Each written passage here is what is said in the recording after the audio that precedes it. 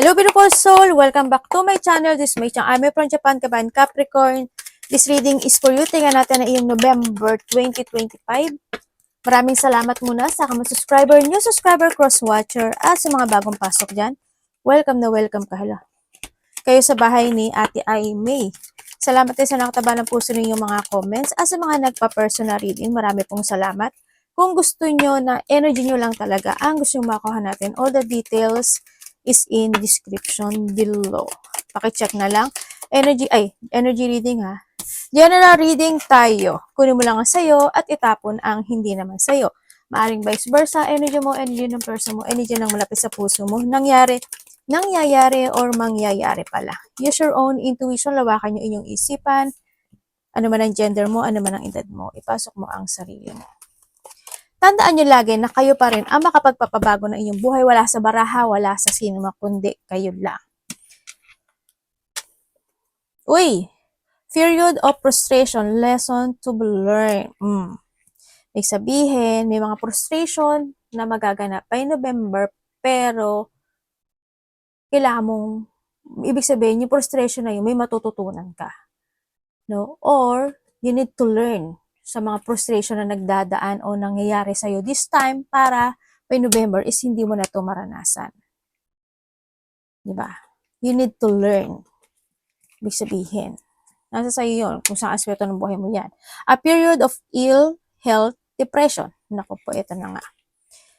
By November is pwede kang makaramdam ng mabigat na pakiramdam. Pwede may mga mananakit sa'yo, magkasakit ka, or there's an illness, no? Or may mga health issue na magaganap o mangyayari by this November. No? O pwedeng nangyayari na yun sa iba sa inyo. At yun yung kinakailangan na learning. Ibig sabihin, kung nangyari na ito, noon pa man, is kailangan this time hindi na yung mangyari. Or kailangan may mga bagay na kailangan maiwasan na para hindi na muling mangyari, ibig sabihin. Diba? Kasi lesson to be learned. Sa by November, may mga magaganap muli. No? Ako nakikita. Kung mga basic na ano yan, o kaya sa trabaho, pagod, ganyan. May mga sakit ako na nakita sa'yo. May mga pagdadaanan din na depression, frustration, and depression no? Pwedeng ito is related sa career mo, sa trabaho mo, o sa ginagawa mo, o sa gagawin mo by this November. Pwedeng mapanghinaan ka ng loob, no? Sa iba din, magkakasakit kayo, mapanghihinaan ka ng loob sa mga bagay na pupukusan mo by this November. Pwedeng may mga bagay na gusto mo mag-success, pero napanghihinaan ka ng loob o napuprostrate ka kasi hindi mo, kahit gawin mo ang lahat o fukusan mo ang lahat, is hindi siya magkaroon ng growth. Sa iba naman sa inyo, by this November is meron kang isang gagawin o magkakaroon ka ng pagpo-focus sa isang bagay, sa isang sitwasyon mo sa buhay na maaaring ito is magsasuccess kasi nandito si grass. Or you need to pay attention to your work, to your career, or sa mga pagbabago na dapat pukusan.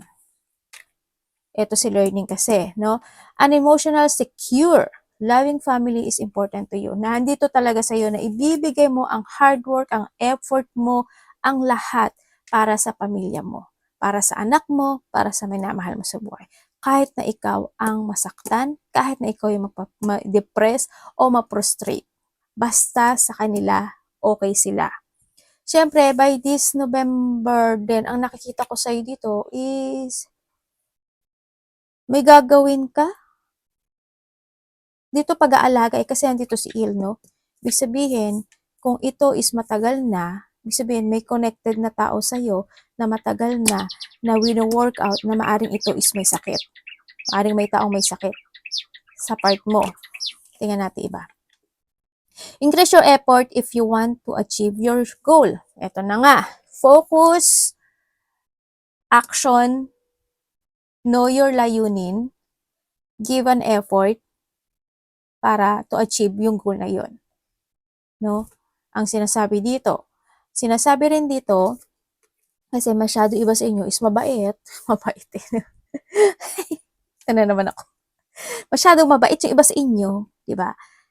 Bigyan mo ng effort and action. Hindi porket okay naman maging mabait, di ba? Pero syempre, bigyan mo din ng effort yung sarili mo. Bigyan mo din ng action yung sarili mo. Di ba? Yun ang nakikita ko dito. Kasi ikaw lang magsasuffer sa huli. Ikaw lang magsasuffer. Ba't ka ba anahan dyan? Para sa kanilang lahat? Okay lang yun, para sa kanilang lahat. Pero, huwag mong papabayaan yung sarili mo. Kasi, sa madang huli, ganito ka. Isa kang langaw. Ano ate?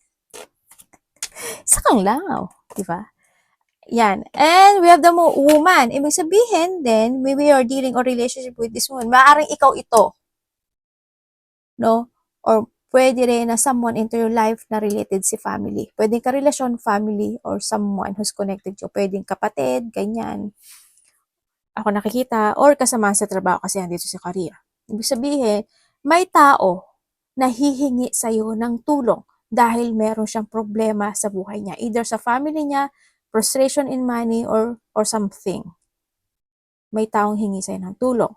Or pwede rin na ito is kasamahan sa tulong, kasamahan sa trabaho, pwede rin gano'n. May pagtulong. Either hihingi ka o siya hingi ng tulong. Sa iba naman sa inyo is may tao na ginagawa niya ang lahat, pwedeng ikaw to or someone, para sa pamilya. Yun ang nakikita ko dito. Maaring itong tao na ito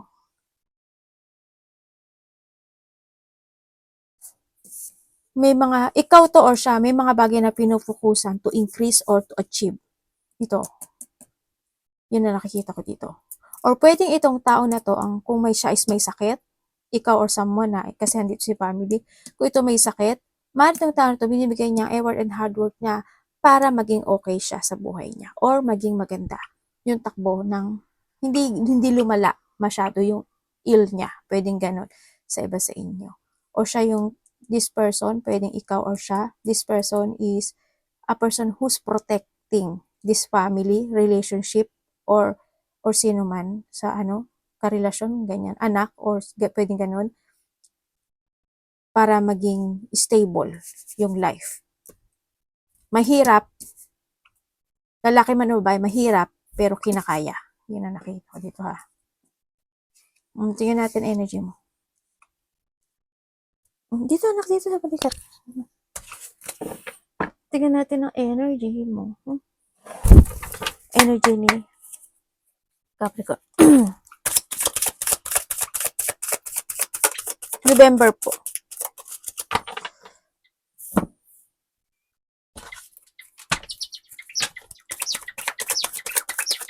Ano yun? Kaloka. Okay. Energy mo. Hindi maganda. May delay situation sa'yo. Ibig sabihin, meron kang i-delay. Yun ang nakikita ko sa'yo. May mga sitwasyon na pwede kang malilito by this November. Pwede magdidesisyon ka pero malilito ka. Kailangan ba? Dapat ba? Kinakailangan ba? Basta malilito ka. And then also is may hindi stable Maaari may sakit nga, magkakasakit ata. May sakit no, iba. Iba sa inyo siguro kayo sa sa masakit yung lalamunan, sipon, ubo, lagnat, ano yun, yung sa throat, yan. Diba, nagagaralgal, o kaya magmumugmumug kayo ha, kasi hindi maganda ngayon panahon ngayon. Maraming ngayon sakit-sakit din dito. No? Lalo na pag nagtataglamig, diba? Lalo na ngayon, November and December. And syempre, ang nakikita ko dito is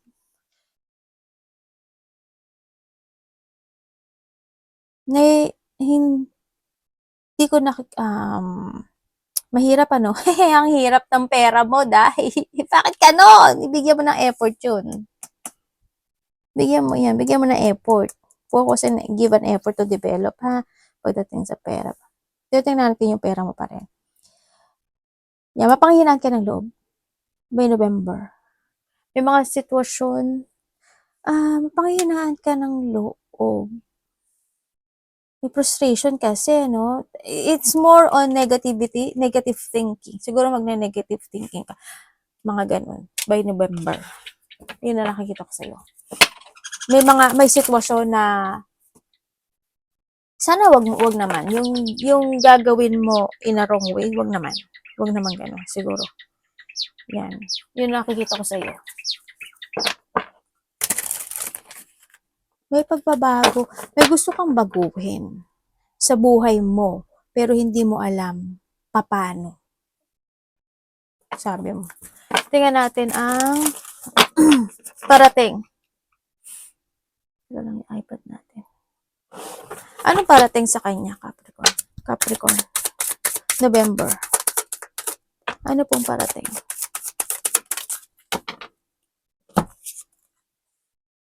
Uy.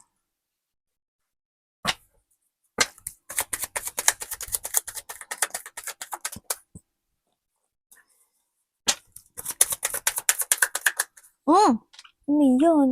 Ay, okay.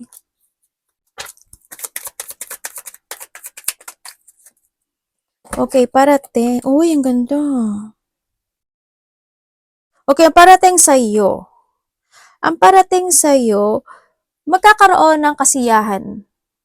Magkakaroon daw ng kasiyahan. Maaring may small kasiyahan. Pwedeng ganun. Yan, ang nakita ko dito. Or makakaramdam ka ng saya by this November. Pwede may mga birthday, makakaramdam ka ng saya, there's an abundance, or sa iba is there's a successful situation happen in life.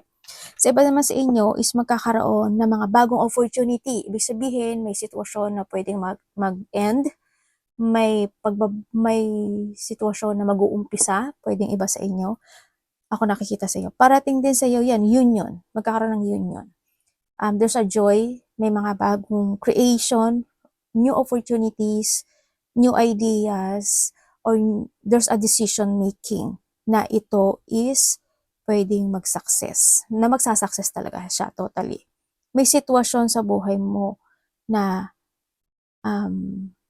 kasi andito kasi siya, no? May sitwasyon, hindi lahat kasi naghahati siya dito, na may magtatapos, ibig sabihin, may magtatapos pa rin. Ako nakikita dito. May wish come true ka na makakamit. Hindi siya ganun kalaki pero at least, di ba, may blessing. Yun na nakikita ko dito. There's a luck. Kumbaga, may mga good karma. Ibig sabihin, kung ano yung tinanim mo, yun ang pupunla, yun ang ma-harvest mo. Pupunlain ba? Ay, kung ano yung tinanim mo, yun aanihin. O, di ba? Yun, harvest. Minsan engot talaga ako. Yan yun na sa ate. And then also, yun nga, may mga kasiyahan, satisfaction, birthday, celebration, abundance, and yun na nakikita ko sa'yo. May mga collaboration din ako nakikita. Small gathering, meron, no? May mga gathering situation, small, big, or malaki man yan. Merong, alam mo ba na may magja-judge sa'yo? Or maybe you judge. Vice versa tayo, May nakita akong pagja-judge. May nakita akong pagmamaliit. Pwedeng mamalitin mo yung sarili mo, pwedeng mamalitin ka ng sino man, or ikaw ang mamaliit. May nakikita akong kamalian. Pwedeng nangyari na ito noon, kasi andito rin to, na kailangan mo i-work it out ngayon. Na kailangan mo ng desisyonan ngayon. Pwedeng ganon. Sa iba naman, basta ingat ka lang sa mga pagkakamali, May kakaroon ka daw ng self-doubt. Yun, halimbawa, when it comes to self-doubt, halimbawa, may taong nag-aya sa'yo. Labas tayo, ganyan, pwede kang para mag-iisip ka, kailangan ko bang sumama or hindi? Pwedeng ganon. Or pwedeng magsi-self-doubt ka, kailangan ko ba pagkatiwala ito mga to? Parang pwedeng ganon.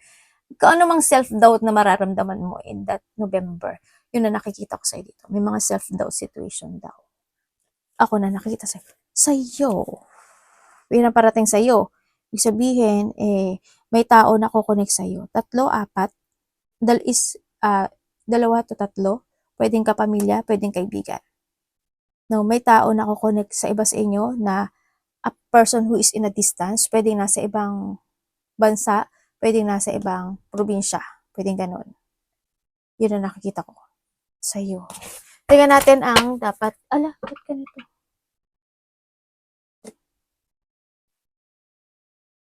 Ayaw Ayaw makisama tong ano ko iPad. Ate, ngayon pa talaga ate. Dapat iwasan. Dapat iwasan. November po, Capricorn.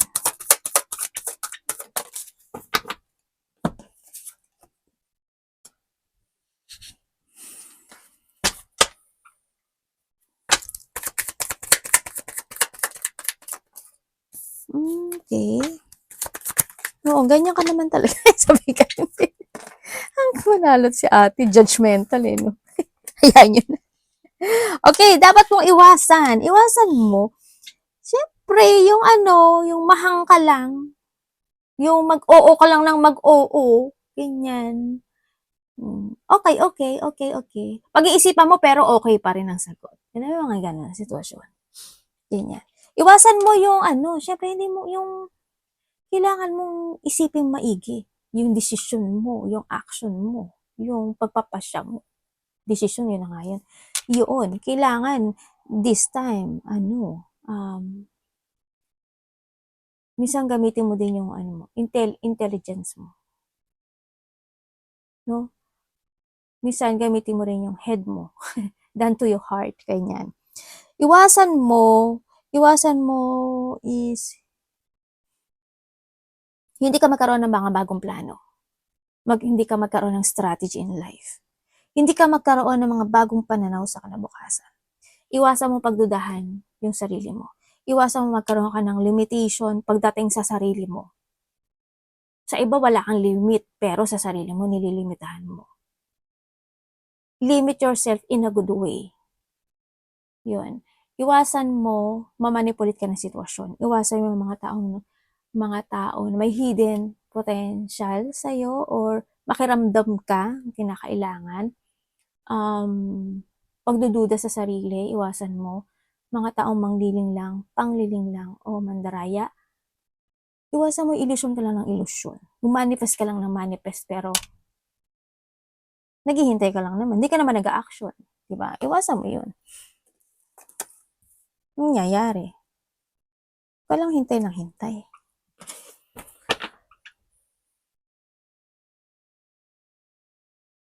Bakit ganun? Love. Love sa lahat. Kapatid, anak, magulang, karelasyon, kaibigan, kapamilya. Kamusta ang love ni Capricorn? November po. Kung sino man ito, ipasok mo yung sarili nyo.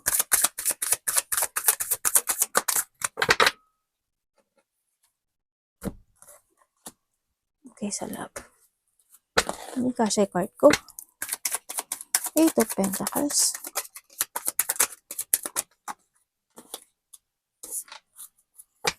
Okay. So, iba dito, ano to, kasama mo sa trabaho?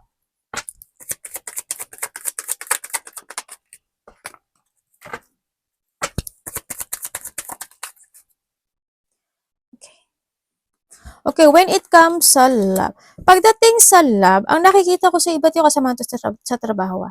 Pagdating sa love, may tao na may taong may lihim na nararamdaman sa'yo. Pwedeng ikaw ito.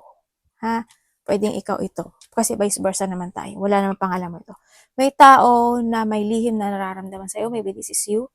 Pero naiisip niya, nahandin yung point na on and off yung action nito kasi natatakot siya na baka hindi mo tanggapin siya. Or pwedeng umiwas ka or nothing happen. Pwedeng ganon. Ako nakikita dito. Sa iba naman sa inyo is may tao na malapit sa'yo na magkakaroon ka ng dissatisfaction or magkakaroon ka ng hindi ka magiging masaya sa kanya. Parang ganon. Kilala mo na siya. Maaari magkakaroon ng pag-uusap related to working something. Pwedeng ganon. Ako nakikita. Pero, ang nakita ko dito ay hindi masaya. Pero magkakaroon naman ng pwedeng disappointment ganon. Pwedeng magkakaroon naman ng parang mabilisang pagpapatawaran o being an understanding. Pwede ikaw yung magiging very understanding sa kanya or siya yung magiging very understanding sa kanya. Kaya hindi ko nakikita yung sobrang laking hidwaan, pwedeng ganun sa iba sa inyo. May tao na hihingi ng sorry or hihingi siya ng peace sa'yo. Yun ang nakita ko dito. May taong nananahimik na magsasalita. May taong nananahimik na magsasalita o may taong nananahimik na may sasabihin daw siya sa'yo eh. Pwedeng pera, basta may sasabihin daw siya. Pwedeng related to an opportunity, pwedeng related sa trabaho. May ganun. Kung sasabihin mo, ate, ano yung elements, nandyan lahat. Tingnan natin yung money mo. May mag-o-offer sa'yo dito. Money ni Capricorn. Uy.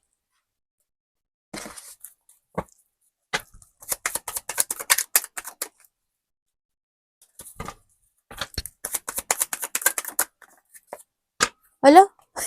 Ano yun? Pare-pareho.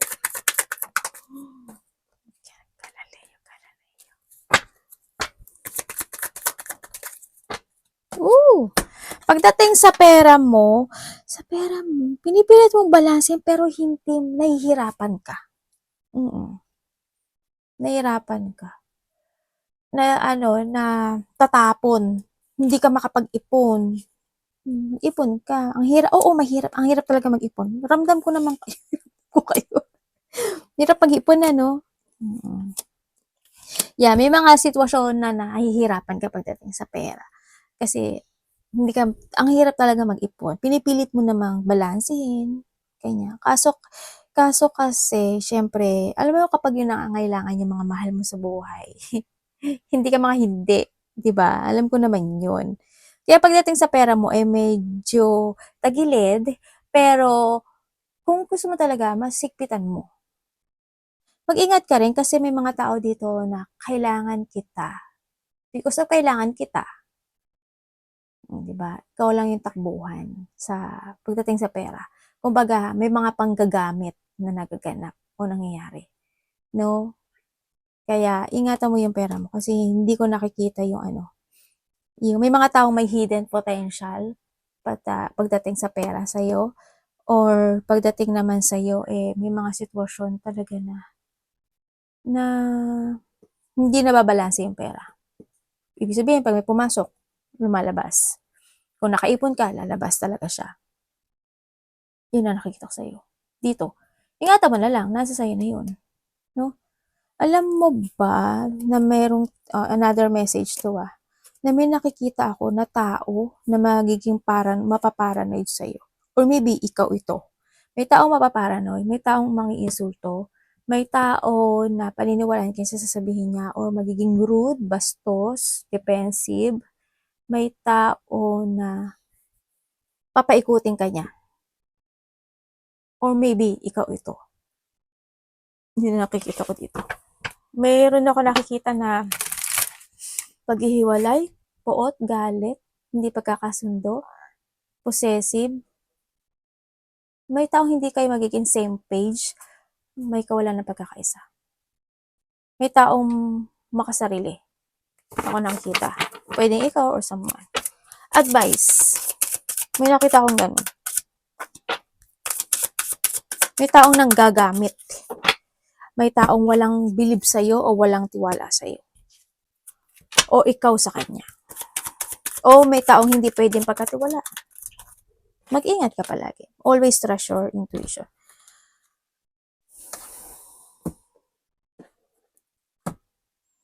Okay, when it comes sa advice. When it comes sa advice is try to make it balance. Alalahanin mo yung dating ikaw. Yung dating mga magagandang situation in the past na dati marami akong ipon, nakakaipon ako, dati ganito, dati ganyan, hindi ako naloloko. Basta yung mga gagandang and then pumulot ka doon. Paano mo nagawa yun, paano nangyari yun, diba? Pumulot ka doon ng aral. And syempre, may mga bagay na kailangan mong balansehin, control and balancing. Magkaroon ka muna ng pag-evaluate sa isang bagay, sa isang sitwasyon mo. May mga bagay na kailangan mo ring pag-isipang mabuti. May mga bagay na kailangan mo, you need to accept or accept the lesson. May mga bagay na kinakailangan na make a new beginning or make a new horizon in life. You need to sacrifice with something. And then also, always the choices in yours. Nakikita ko kasi parang nagkakaroon ka ng choices by this November. Always ka naman may choices eh. May magkakaroon ka na naman ng choices sa buhay. Iba sa inyo may problema, magkakaroon ng problema sa financial, kakaroon ng problema sa trabaho, sa iba, sa inyo. May taong makipag-communicate sa iyo. Baka sabihin niya, kailangan ko ng money, kailangan ko ng tulong, kailangan ko ng ganito, ganyan. Kung ano man yan, maybe ikaw rin ito, no?